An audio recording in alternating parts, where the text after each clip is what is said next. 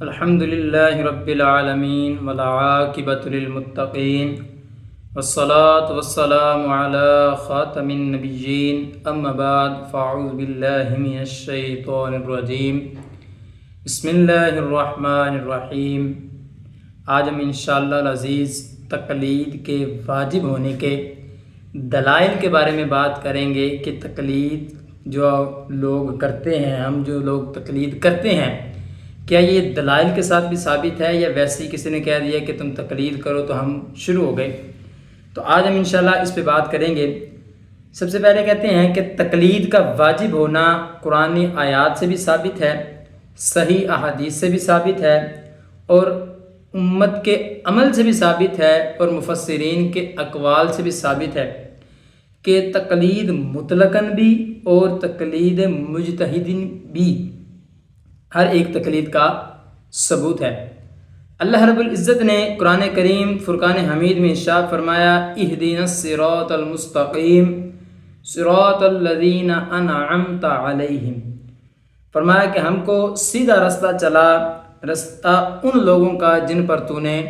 احسان کیا۔ اب اس آیت سے معلوم ہوا کہ صراط مستقیم سیدھا رستہ وہی ہے کہ جس پہ اللہ کے نیک بندے چلے ہوں،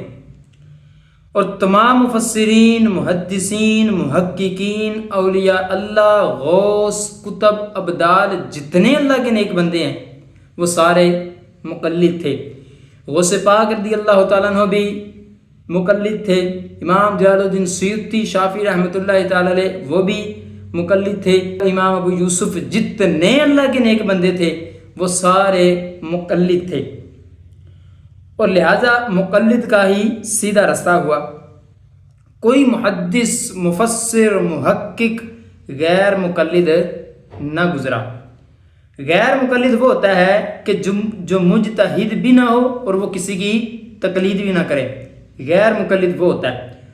جو مجتہد ہو کر تقلید نہ کرے، وہ غیر مقلد نہیں، بلکہ کیونکہ جو مجتہد ہوتا ہے اس کو منع کیا گیا ہے کہ وہ کسی کی